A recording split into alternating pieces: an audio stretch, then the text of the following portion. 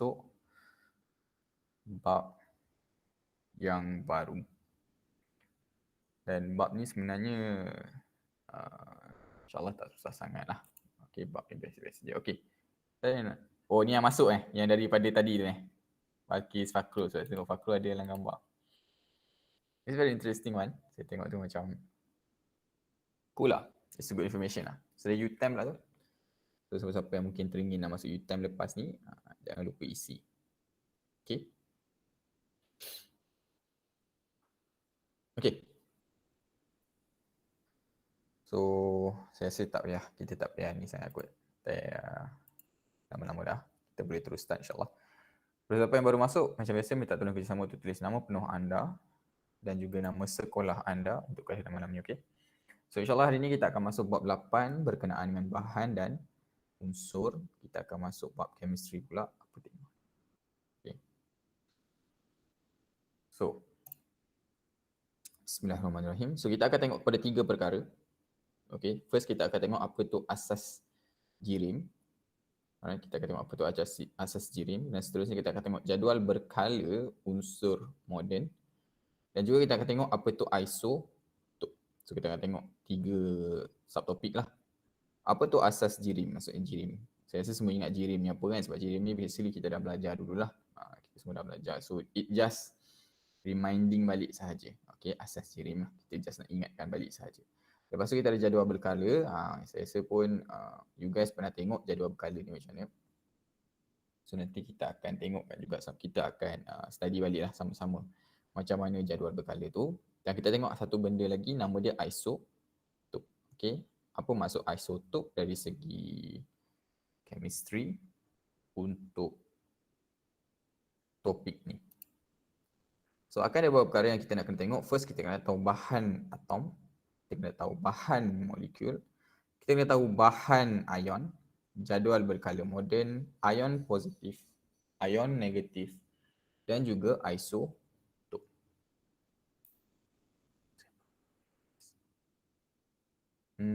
Sekejap boleh tak? Nanti saya masuk balik.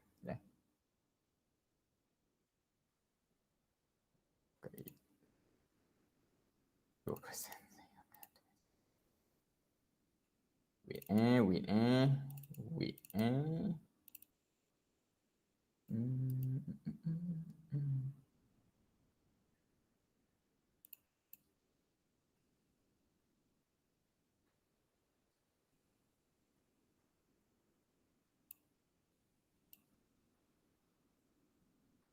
Sekejap.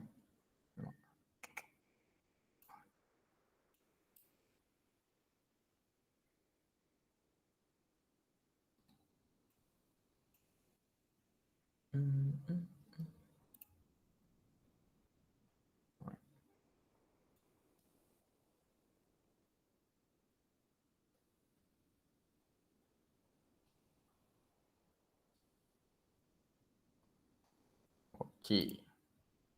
Best skip. Okay. Apa? Sebab ada laser pointer. Alright. So, ni tadi kita akan tengok apa tu bahan atom, bahan molekul, bahan ion, jadual berkala, unsur moden, ion positif, ion negatif dan juga isotop. So kita akan tengok apa tu asas jirim. Basically asas jirim boleh dibahagikan kepada 3 jenis, iaitu kita boleh tengok kita akan tengok apa tu atom. So atom ialah zarah yang paling kecil dalam satu unsur. Atom ialah unit paling asas dalam unsur. Lepas tu kita ada molekul. Molekul adalah gabungan 2 atau lebih atom secara kimia. Molekul boleh terdiri daripada gabungan jenis atom yang sama atau berbeza. Lepas tu kita ada ion. Ion ialah zarah-zarah yang bercas.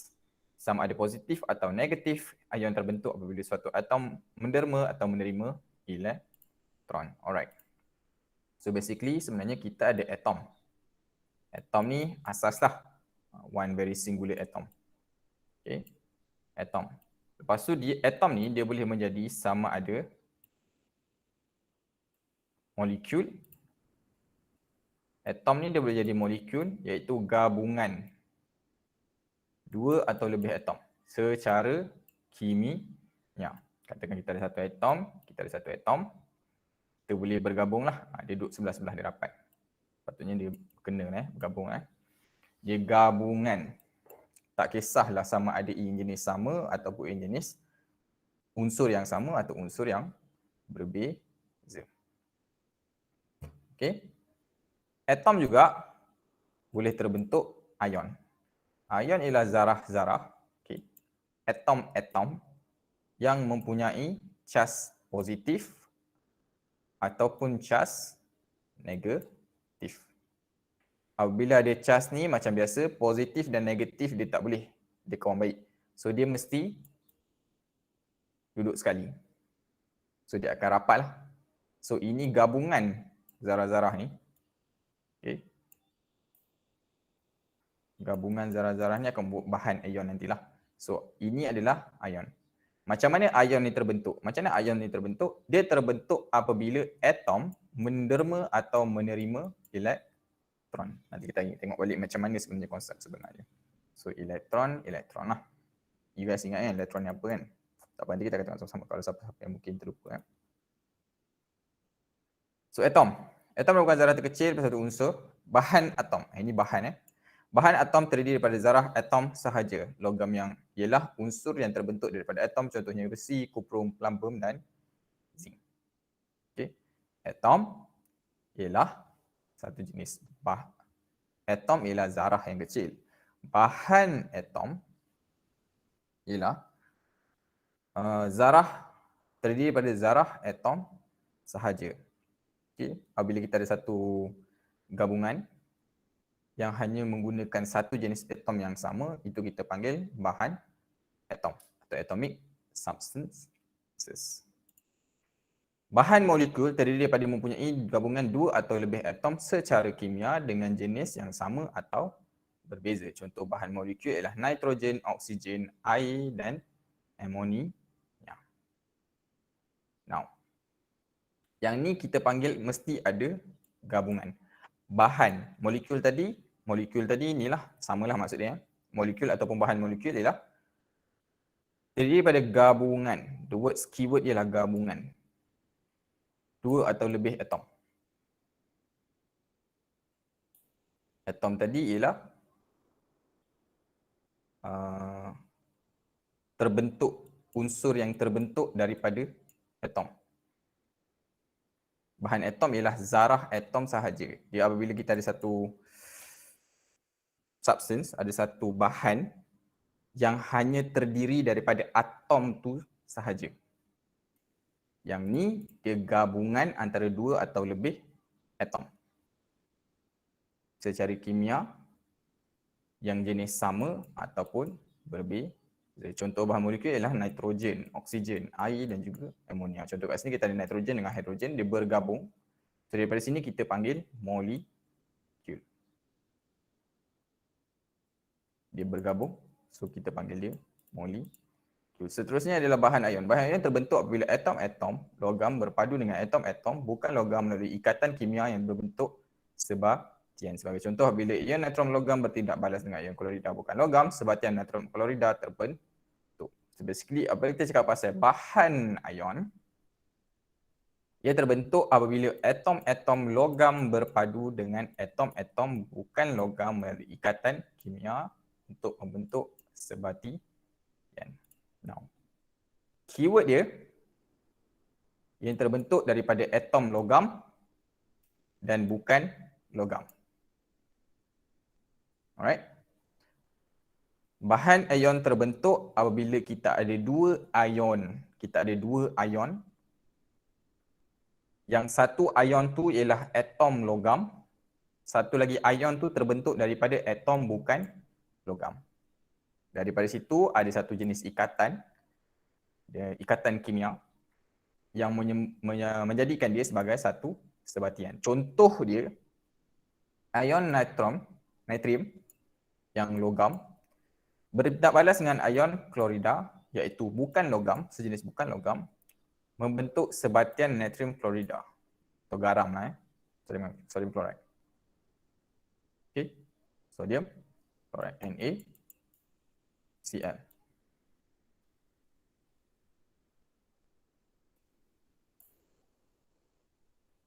Cl. Ini berbentuk daripada positif kalau kita tengok sini. Cl ni adalah satu negatif. Ion dia lah. Ion dia berbentuk positif kat sini. Yang ni ion dia berbentuk negatif. Bila dua ni duduk sebelah-sebelah, dia jadi kawan baik, so dia melekat. Inilah kita panggil ionic bond. Chemical bonding, satu jenis ikatan kimia. So, dengan tu, kita buat sikit lah. Kita dah tengok tadi perbezaan di antara ketiga-tiga tu. So, kita buat sikit latihan berkenaan dengan 4 perkara tu sahaja. Raja di bawah menunjukkan bahan atom dan juga bahan molekul. So, kita ada bahan atom dan kita ada bahan molekul.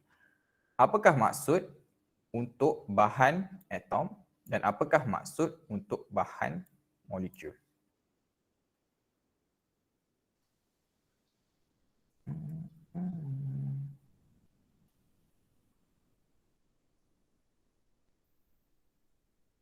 So you guys boleh tulis dalam chat, tak ada masalah untuk jawab soalan.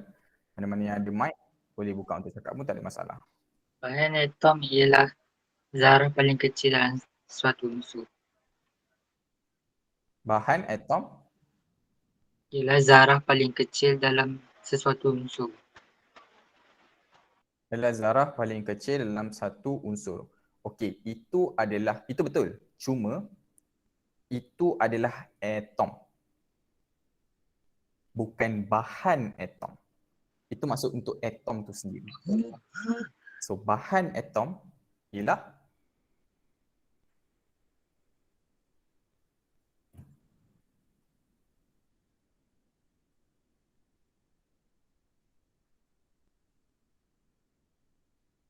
terdiri daripada zarah atom saja. yes. Betul. Nampak? Dia sikit je perbezaan dia sebenarnya. Satu atom tadi dia cerita pasal zarah paling kecil kan. Bahan atom tu terdiri daripada atom sahaja. Bahan, satu jenis bahan yang hanya terdiri daripada satu jenis, yang terdiri daripada zarah atom sahaja. Okey, dia terdiri daripada zarah-zarah atom sahajalah.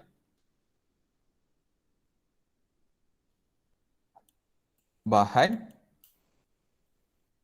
yang terdiri, saya tulis short form tak apa yang terdiri daripada zarah sahaja.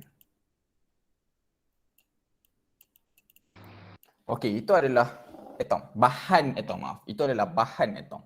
Apa pula maksud untuk bahan molekul terdiri daripada Bahan molekul terdiri daripada 2 atau lebih atom yang bergabung dalam kumpulan kecil dan boleh sendirian. Betul ke? Ada keyword yang saya cari. Cuma susunan dia agak, kalau tanya saya, susunan dia agak mungkin boleh menyebabkan orang boleh salah faham apa yang awak maksudkan. Bahan molekul, saya terus baca satu tulis ya. Bahan molekul merupakan gabungan 2 atau lebih atom secara kimia. Tadi ada seorang tadi nak cuba jawab macam mana? Bahan molekul merupakan gabungan 2 atau lebih atom secara kimia. Yes. Itu yang lebih tepatlah kalau kita nak pakai. Ini adalah satu gabungan 2 atau lebih atom secara kimia. The keyword ialah gabungan 2 atau lebih atom. Keyword dia gabungan. Okey, faham. So saja keyword yang saya nak cari ada. Cuma saya ayat awak tadi macam gabungan 2 atau lebih atom. Saya short form sahaja. Secara kimia lah yang lagi komplit. Okay, ni lagi komplit lah. Alright. So, tandakan right pada pernyataan yang betul tentang bahan ion. Bahan ion. Bahan ion terbentuk apabila unsur logam bergabung dengan unsur bukan logam. Bahan ion mempunyai takat lebur dan takat didih yang rendah. Ion positif dan negatif dalam bahan ion diikat bersama oleh daya elektrostatik yang kuat.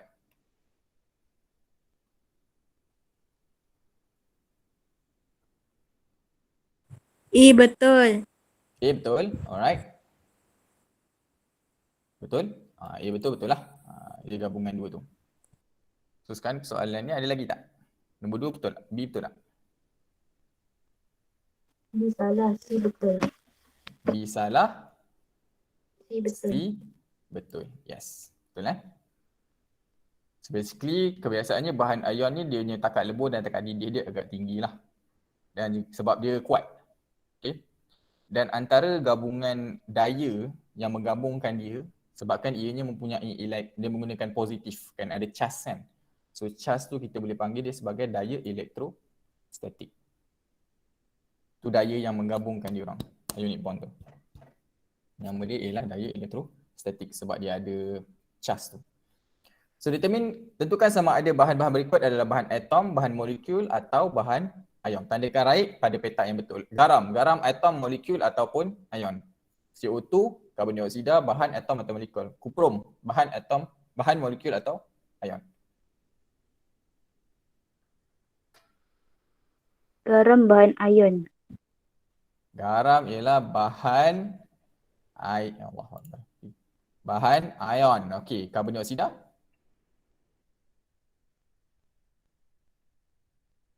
Bahan molekul. Bahan molekul. Yes, kuprum? Bahan atom. Atom lah. Yang tinggal. Yes. Basically ion, kenapa ion tadi? Sebab tadi ingat boleh kita ada NaCl lah. NaCl ni satu jenis positif ion, negatif ion. So ini satu jenis ionic bond Dia bahan ion lah. CO2, karbon dioksida. Okay. CO2 dia menggunakan dia tidak menggunakan ion, dia tidak berubah menjadi ion. Dia hanya gabungan di antara dua unsur, dua atom yang berbeza. Kuprum semua dekat dalam, semua dekat dalam satu bahan tu ialah unsur dia, zarah-zarah dia ialah zarah-zarah kuprum. So dari situ kita panggil dia adalah bahan atom. Alright. So basically itu untuk perbezaan lah di antara ketiga-tiga ni tadi, ketiga-tiga jirim tadi. Kita ada jirim atom, kita ada jirim ion dan kita ada jirim molekul. Sekarang kita tengok pula seterusnya jadual berkala unsur moden. Jadual berkala periodic table yang you guys akan jumpa sentiasa dekat lab chemistry awak. Makmal chemistry awak mesti ada, makmal kimia awak mesti ada. Ini yang paling famous dekat situ. So ini adalah jadual. Okey, kepada siapa yang tak pernah tengok, rasa buku sains awak ada juga ni. Silap, ada. Okey. Ini keseluruhan ni kita panggil dia ialah jadual berkali. Yes, jadual berkali unsur lah. Okay, jadual berkali unsur. Okey. Atau biasanya kita orang sebut periodic table. So basically kita boleh bahagikan kepada dua benda, iaitu kita boleh bahagikan dia mengikut kumpulan yang menggerak secara kolom dia punya ke bawah. H, Ly, Li, Na itu satu kumpulan lah. Be, Mg ni satu kumpulan. Bal satu kumpulan. Si ni satu kumpulan. He, Ne ni satu kumpulan. So kumpulan kita ada 1 sampai 18. And ini pun kadang-kadang, ini tolong hafal juga, ini nama-nama kumpulan tu. Kumpulan ada nama-nama dia. Contoh kumpulan yang pertama kita boleh panggil juga sebagai logam alkali. Kadang-kadang soalan akan just keluar. Bahan sekian-sekian ialah sejenis bahan logam alkali. So automatik dalam kepala otak awak mesti terus tahu macam, oh, kumpulan 1. Logam alkali bumi, oh, kumpulan 2. Halogen, oh, kumpulan 17, kumpulan 17. Gas nadir, bahan grup kumpulan ke-18. Lepas tu kita ada color kita. Okay, yang turun ke bawah ni H dengan He katakan. Ini adalah satu color yang sama. Okay. Terus menegak dalam jadual unsur moden disebut sebagai kumpulan, terdiri daripada kumpulan dan jadual berkala unsur moden. Color merujuk kepada unsur yang disusun dalam baris mengufuk. Terdapat 7 color dalam barisan berkala unsur. Lepas tu dalam kita punya jadual ni, dia ada dekat sini, terdapat unsur peralihan ni. Okey, yang dekat sini. yang diturunkan membuat satu jadual itu terdiri. So di bahagian bawah jadual berkala unsur moden terdapat dua unsur yang nombor proton 57 sampai 71 dan 89 sampai 103 yang diletak secara berasingan. Dua siri unsur ini disebut sebagai siri lantanida dan juga siri actinida. So you guys tak perlu risau sangat sebab yang ni tak ada ni lah. In terms of apa benda, maksudnya macam apa yang ada kat sini biasa dia tak tanya. Mungkin kadang-kadang dia just tanya nama sajalah kadang-kadang. Tapi yang ni tak risau sangat lah. Okay. Ini level universiti. Level universiti baru kita akan lebih fokus on unsur peralihan yang dekat sini. Okey. Seterusnya. Dalam jadual berkala, unsur-unsur disusun secara mendatar mengikut tertib proton yang menaik. Alright. Terdapat 18 turus menegak yang disebut kumpulan. Sifat unsur-unsur dalam kumpulan mempunyai sifat kimia yang sama. Terdapat 17 homofób disebut kala dari kiri kanan menentang skala. Terdapat perubahan secara beransur dan sifat kimia dan sifat bersih, fizi. So basically apa yang dia cakap macam ni. Yang ni dia susun, okay, macam ni helium, lithium, beryllium, boron, carbon. Ianya disusun mengikut nombor proton dia. 1 proton, 2 proton, 3 proton, 4 proton, 5 proton. Okay. 3, 4, 5, 6, 7, 8 proton kan. So disusun mengikut nombor proton dia. Dan setiap kumpulan ni mempunyai sifat yang sama lah. Okay. Contoh lithium ni sebenarnya senang nak meletup sikit. Senang meletup. So hidrogen pun sama, natrium pun sama. So macam helium, neon kan. Helium, neon, mereka ni kena gas nadir. Gas nadir ni tidak mempunyai reaksi yang kuat. So basically semua di kanan ni dia punya unsur dia sama. Okay. Tapi pada ikut color ni dia akan mempunyai ni yang berbeza-beza lah. Mengikut daripada macam color satu ni hidrogen dengan helium mempunyai sifat yang berbeza, itu je maksud dia. Okay.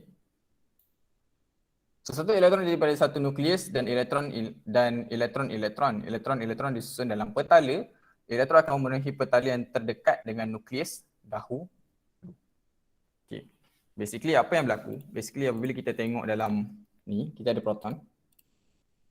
Okay. Proton tu akan duduk dalam nukleus. Okay. Nukleus ni kira punya center lah, dia punya pusat.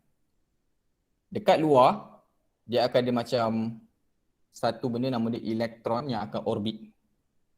Okay. Orbit nukleus dia ni. Dan satu pusingan ni kita panggil petala. Garisan ni kita panggil petala lah. Petala. Dia sentiasa yang paling dekat dahulu. Petala pertama, lepas tu petala kedua dan petala ketiga. Okay. So ni nama dia petala lah. Garisan ni nama dia petala. Petala ni pun nama petala juga. So petala pertama menempatkan maksimum 2 elektron. Susunan elektron ini sangat stabil dan disebut susunan elektron duplet. Okay. Elektron duplet. Dua. Maksud dia dua. Duplet. Pada petala yang pertama ni, pada yang paling dekat dengan nukleus ni, dia tak boleh ada lebih daripada 2 elektron. 2 je. Dia tak boleh ada ketiga, dia tak akan ada kat sini. Ketiga dia akan masuk kepada petala yang seterusnya. Petala kedua lah. Petala kedua pula menempatkan maksimum 8 elektron. Susunan elektron ini sangat stabil dan disusun susunan elektron oktet. Okay. Now, petala kedua macam petala pertama tadi, maksimum dia 2 je. Tapi yang bahagian yang kedua, petala yang kedua, garisan yang kedua ni, paling banyak dia boleh terima 8. Okay. So, apa jadi kalau dah jasa sini dah ada 2. Okay. Lepas tu sini pun ada 8. Apa jadi dekat yang nombor 9 kalau yang tanya kan? Dia akan masuk kepada petala yang seterusnya. Okay, akan masuk kepada petala yang seterusnya, iaitu petala yang ketiga. Alright. So elektron valence ialah elektron yang terdapat di petala terluar bagi satu atom. Now, istilah ni agak penting. Ini pentinglah untuk awak tahu. Elektron valence. Elektron valence. Elektron valence ni bermaksud apabila kita ada, contoh kita ada satu nukleus, satu atom lah satu nukleus dan kita ada satu petala dia satu. Dan kita ada satu lagi, let's say kita ada satu lagi elektron, kita ada petala dia dua katakan, kita ada dua petala. Okay. So valence elektron bermaksud ialah kuantiti elektron di petala yang paling luar. Kalau kat sini ada satu, maksudnya petala yang satu ni lah. Kalau ada dua, maksudnya petala yang kedua. Okay, let's just say. Okay, ada yang sedikit. Okay, kalau dua ada dua. So maksudnya kalau ada tiga, okay, let's just say petala tu ada tiga. Ni nukleus. Sorry, petala saya terabur sikit. Tapi nukleus, lepas tu petala pertama, petala kedua, petala ketiga kan. So valence elektron bermaksud elektron yang ada di petala paling luar. Petala yang ketiga ni lah. Okay. So itu bermaksud valence elektron ataupun elektron valence. Elektron yang terdapat, dia elektron yang terdapat pada petala terluar. So unsur-unsur dalam kumpulan yang sama mempunyai bilangan petala terluar dan elektron valence yang sama. Now, antara yang hebat apa yang telah berlaku dalam kita punya jadual ni, okay, saya reverse balik kepada jadual asal. Contoh kita tengok kepada kumpulan 1, kumpulan 2, 13, 14, 15, 16, 17, 18 ni lah So peralihan ni you guys jangan tengok. Tengok yang ni dulu. Unsur peralihan jangan tengok. Tengok kumpulan 1, kumpulan 2, kumpulan 13, 14, 15, 16, 17 dan 18. Untuk pengetahuan, kumpulan 1 valence elektron valence dia sentiasa 1. So maksudnya tak kisahlah berapa banyak petala pun yang ada dalam semua ni, yang paling luar elektron valence dia, petala akhir dia mesti cuma ada satu je elektron. Untuk kumpulan 2, mesti cuma ada 2 je elektron.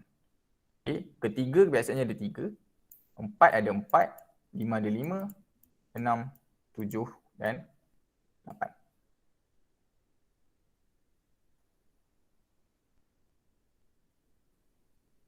So basically, let's just say, kita tengok mana-mana, contoh macam oksigen dengan sulfur lah tengok oksigen dan sulfur. Kita pegang yang dah sampai kali ketiga saja. Oksigen dengan sulfur, elektron valence dia, valence elektron dia, kita akan jumpa jawapan dia ialah 6. So tak kisahlah besar mana pun sebenarnya dia punya ni, kita tahu yang paling luar mesti ada 6 je elektron dia. That's a very interesting susunan yang sangat-sangat hebat yang telah dilakukan oleh orang yang membuat ni lah. Saya pun tak ingat siapa yang buat ni.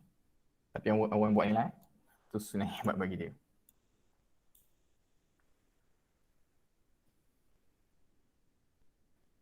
So valence elektron yang sama. Contoh macam tadi, lithium, natrium dan juga kalium. Kita ada lithium, natrium dan kalium. Kalau kita tengok balik dalam periodic table dia, lithium, natrium, kalium. Semua dalam kumpulan 1 menunjukkan valence elektron dia sentiasa 1. Yang paling kanan ni maksudnya paling luar lah. Sentiasa ambil paling kiri 2. Yang paling dekat sentiasa 2. Lepas tu 1. Ni valence dia. 2, 8, 1 valence dia. 2, 8, 8, 1. Ini valence dia. Ini adalah susunan elektron lah. So unsur-unsur ini mempunyai sifat-sifat kimia yang sama kerana setiap satunya mempunyai satu elektron valence. So sifat dia semua sama. Sebab valence elektron dia semua 1. Okay. Kepada siapa yang mungkin cap susunan elektron ni macam mana maksud dia? Dia bermaksud macam ni. Kita ada 2, okey. Contohnya kita ada 2 kan. Lithium and iron. Lithium, ini nukleus dia. Yang dua ni ialah petala yang pertama ada 2 elektron. Satu ni ialah ada satu petala lagi iaitu petala yang kedua cuma ada satu je elektron dia.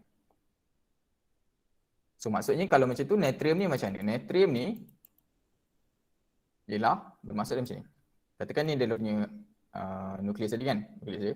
So kita ada petala yang pertama paling kiri ada 2 elektron. Ada 8, ada satu lagi petala yang 8 tu. So ada 8 elektron dekat petala yang kedua. Satu ni menunjukkan ada satu lagi petala dekat paling luar, hanya ada satu sahaja elektron dia.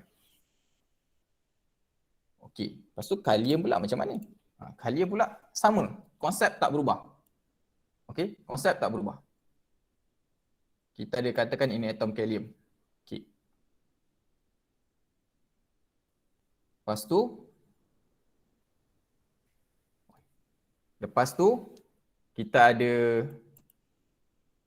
2. Okey, yang first ni, petala yang pertama ada 2. 8 tu pula, petala yang kedua ada 8. Lepas tu petala yang ketiga. 8 ni maksud petala yang ketiga lah, petala yang seterusnya. Ada 8 lagi. 1. So petala paling luar ada 1 sahaja.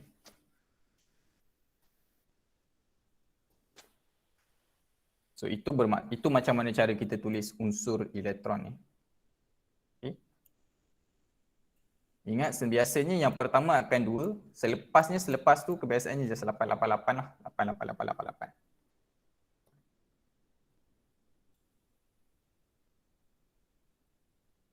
So ion ialah atom ataupun zarah-zarah yang bercas. Apa? Saya slow sangat ke? Apa? Ion ialah atom-atom ataupun zarah-zarah. So atom-atom tadi yang bercas. Ion terhasil apabila bilangan proton cas positif, bilangan elektron cas negatif yang tidak seimbang. Okey. Maksud dia macam mana? So macam tadi lah, kita ada duplet dan kita ada oktet. Untuk elektron ni stabil, kata mudah, untuk atom ni stabil, dia mesti ada valence elektron atau elektron valence yang sentiasa dalam keadaan duplet ataupun oktet. Kalau dia tak berada dalam duplet ataupun oktet, dia tak akan stabil. Jadi ada perkara akan berlaku, akan menyebabkan dia menjadi bercas. So apa yang berlaku? Contoh, ion yang positif, okay, terbentuk apabila atom unsur logam mendermakan satu atau lebih elektron. Dalam ion positif, bilangan elektron adalah kurang daripada bilangan proton.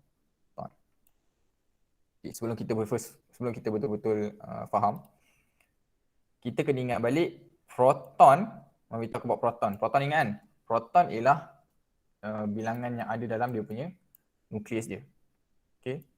Satu jenis tenaga lah, atau jenis benda yang ada dekat dalam nukleus dia, yang cas dia ialah positif. Elektron pula yang menari kat tepi tu, yang berpusing-pusing kat tepi dia tu. Kalau pernah tengok Jimmy Neutron, zaman saya tengok Jimmy Neutron, dia ada satu macam atom dekat tengah, lepas tu dia ada macam pusingan macam tu. So yang pusing-pusing tu, itu adalah elektron dia. Elektron, cas dia sentiasa negatif. Okay. So dalam positif ion, contoh kat sini adalah magnesium. Okay. Jom kita adalah magnesium lah. Di mana dia mempunyai valence elektron sebagai 2. Yang bukan petala pertama. Okay. Yang bukan petala pertama. So dia tak stabil.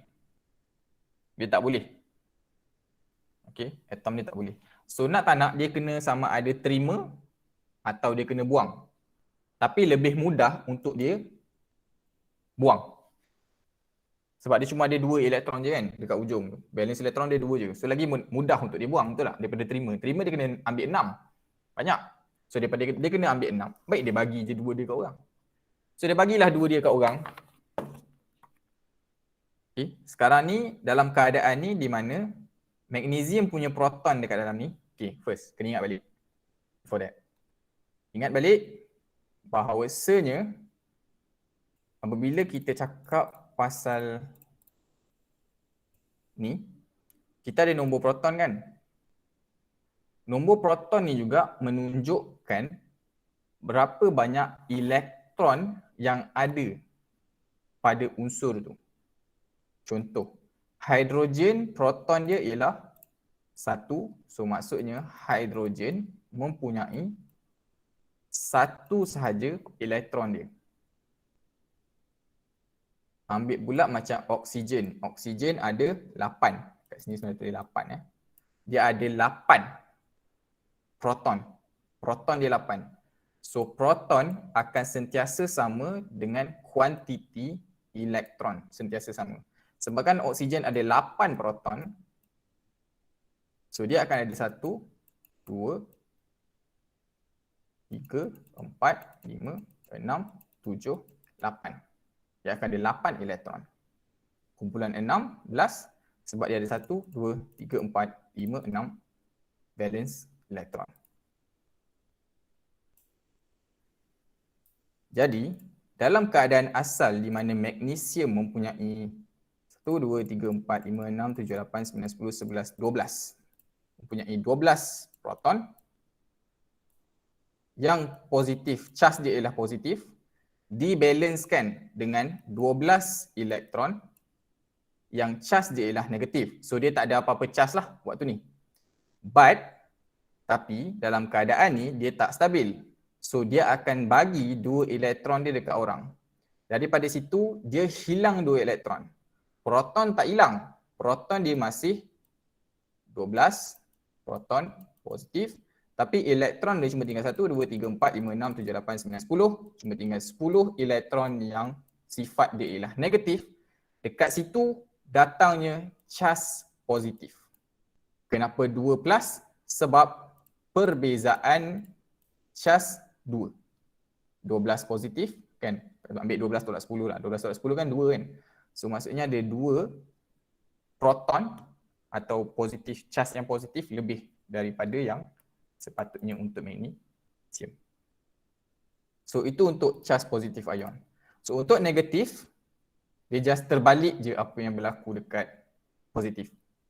Negatif terbentuk apabila atom unsur bukan logam. Keyword.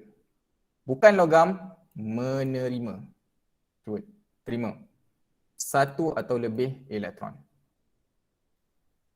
Tadi menderma, yang ni menerima. So ion negatif, bilangan elektron adalah lebih. Elektron adalah lebih daripada proton. Contoh yang dibagi, klorin. Okay, contoh yang dibagi ialah klorin. So klorin ialah satu atom yang mempunyai 17 proton. Yang bersifat positif. Menandakan dia mempunyai 17 elektron juga. Lepas kita susun dia, kita dapati bahawasanya valence elektron dia ada 7. Okay, elektron valence dia ada 7. Tak balance. Tak stabil. Untuk dia stabil, dia mesti octet. Untuk jadi octet, dia nak derma 7 kan banyak. Susah nak derma 7. Daripada dia derma 7, baik dia ambil seorang, baik dia ambil elektron, betul tak? So dia terima, dia ambil 1 elektron supaya valence elektron dia, elektron valence dia menjadi octet, menjadi 8. Apabila dia terima, itu yang terbentuknya charge negatif di mana proton dia masih lagi 17. Tapi sekarang kalau kita kira balik, dia ada 1, 2, 3, 4, 5, 6, 7, 8, 9, 10, 11, 12, 13, 14, 15, 16, 17, 18 elektron yang bercas negatif. Okey. So sebabkan kita ada 1 cas negatif yang lebih menyebabkan dia menjadi ion negatif. Dia menjadi cas negatif. And that's how ion positif dan negatif terbentuk. So kalau diorang berjumpa, diorang akan duduk rapat-rapat. So, boleh tadi?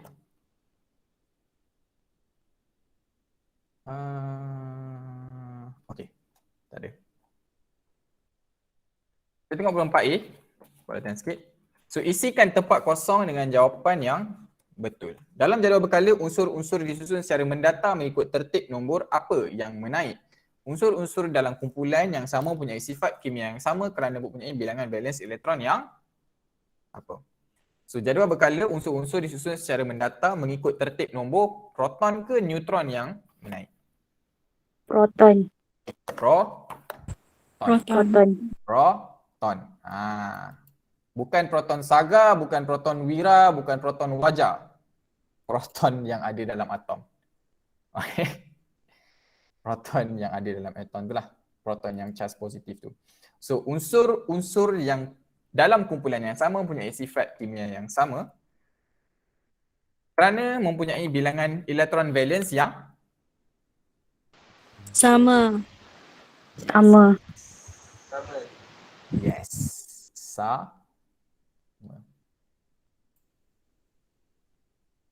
Okay.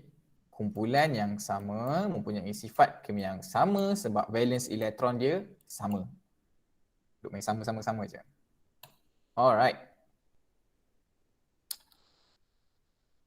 Jadual di bawah menunjukkan simbol yang mewakili 4 unsur W, X, Y dan Z. Tentukan nombor proton pada setiap unsur di bawah.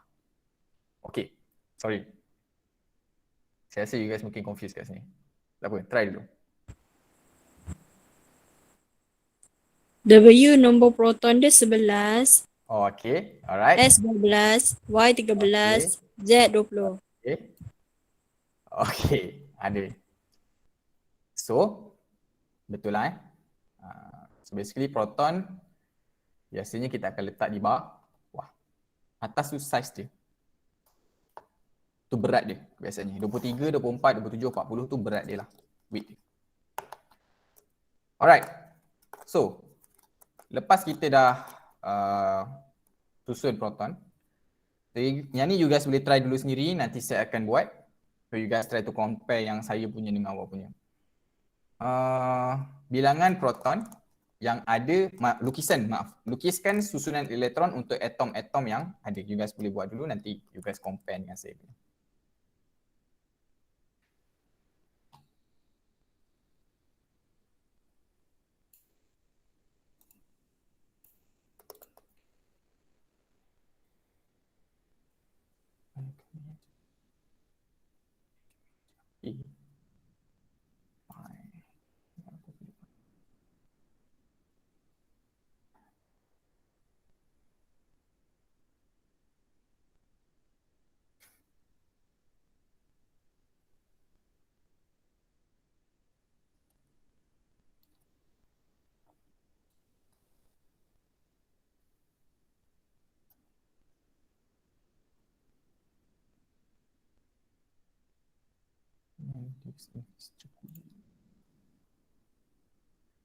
Okay, you guys try to compare you guys punya dengan saya punya.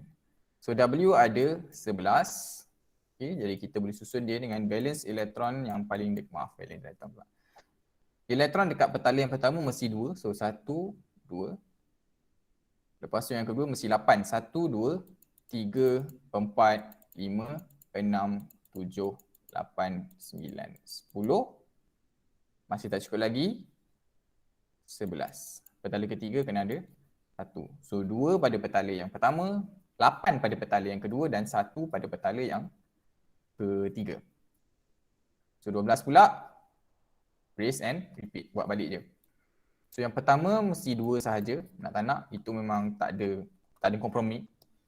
Yang kedua mesti 8 sahaja pun tak ada kompromi. Tapi kita kira lah kita kena pastikan bilangan elektron campuran semua mesti sama dengan proton. So proton 12. So 1, 2, 3, 4, 5, 6, 7, 8, 9, 10, 11, 12.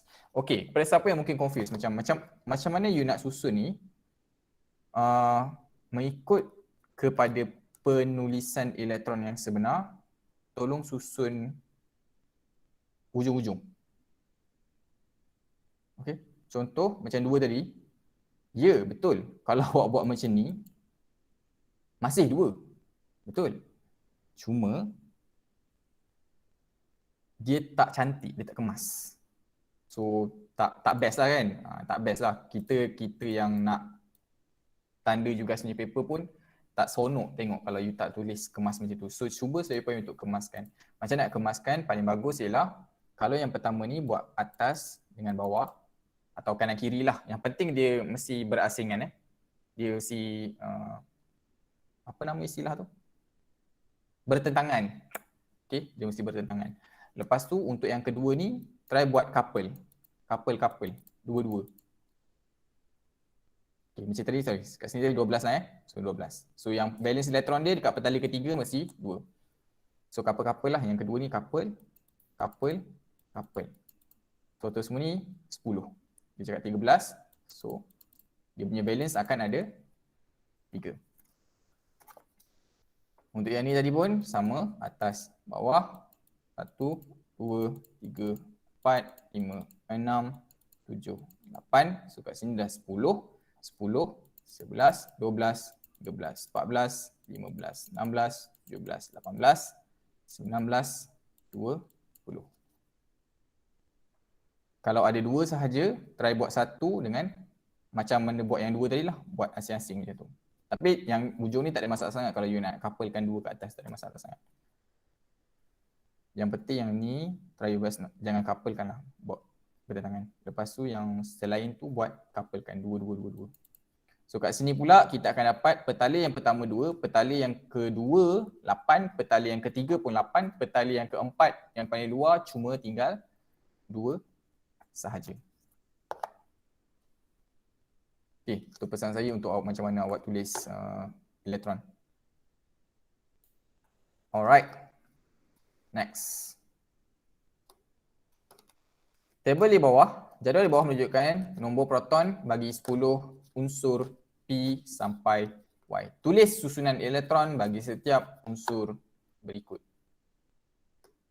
Kita ada 2 elektron, 13 elektron, 7, 9, 16, 6, 12, 10, 9 dan 20. Tadi kita lukis.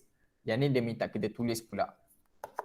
Kepada siapa-siapa yang mungkin tak sure, saya buat P dengan Q. Saya buat 2, nanti yang lain tu kita try buat. P, proton 2. Kalau kita lukis, apa yang kita boleh buat? Katakan ini adalah P, kita punya valence, kita ada petala pertama kita yang hanya duplik sahaja, 2. So petala yang pertama, 2. Yang Q, 13. Okay. So, kalau kita lukis lah, ni just in case kalau kita lukis. Kalau kita lukis, katakan ini adalah Q. Petala yang pertama, 1, 2. Petala yang kedua, kita ada 1, 2, 3, 4, 5, 6, 7, 8. Petala yang ketiga, kita ada 1, 2, 3. So, cara nak buat ialah kita akan buat 2 titik menunjukkan penukaran petala. 8 untuk petala yang kedua, titik petala paling luas seterusnya adalah 3. Alright, itu kalau kita lukis. Kepada siapa-siapa yang mungkin, kalau saya tak lukis macam mana? Pun tak ada masalah untuk yang tak lukis. Just ingat, untuk petala yang pertama, yang paling kiri, sentiasa 2. Okey, sentiasa 2. Sebabkan dekat sini, proton dia cuma 2, maksudnya elektron dia cuma 2. So, you guys boleh terus tulis 2 sahaja. Untuk kat sini, 13. Apa yang perlu kita buat? So, yang pertama, petala ialah 2. 13 tolak 2 akan jadi 11. Sekarang baki tinggal 11 elektron sahaja. Kita, untuk balance yang kedua, okay, untuk petala yang kedua, kita perlu tolak 8 lah. Sebab kita nak ambil 8 elektron tu. 8 tolak 8, 11 tolak 8 akan dapat 3. So, 8. Untuk petala ketiga, untuk maksimum dia paling banyak dia boleh terima 8. 3 memang boleh muat semua dekat petala yang ketiga, just boleh terus tulis 3 saja, tak ada masalah. Itu satu lagi cara yang guys boleh buat. Yang ni tak payah lukis lah, kalau lukis macam susah sikit. Okay, saya memang selalu sikit untuk you guys try. Siapa-siapa yang dah boleh terus tulis dekat dalam chat untuk jawapan R, S, T, U, V, W, X dan juga Y. R 2.5 R ialah 2, 5. 5. Okey, R ialah 2 dot 5. 2 tambah 5, 7. So betul lah 7. S, 2.8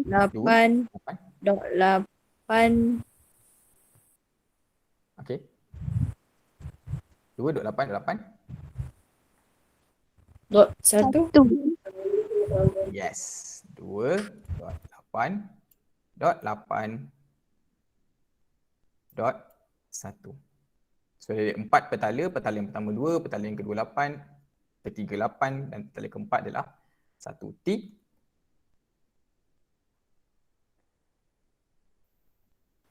Okay, tak apa.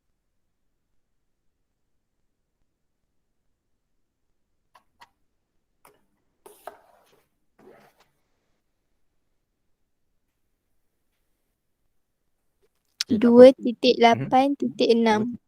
2.8.6. Alright. Betul. 2.8.6. Okay, yang lain-lain juga try. Cuma saya nak Y je lagi. Satu. Last. Macam YVWX tak apa. 2.8.8.2.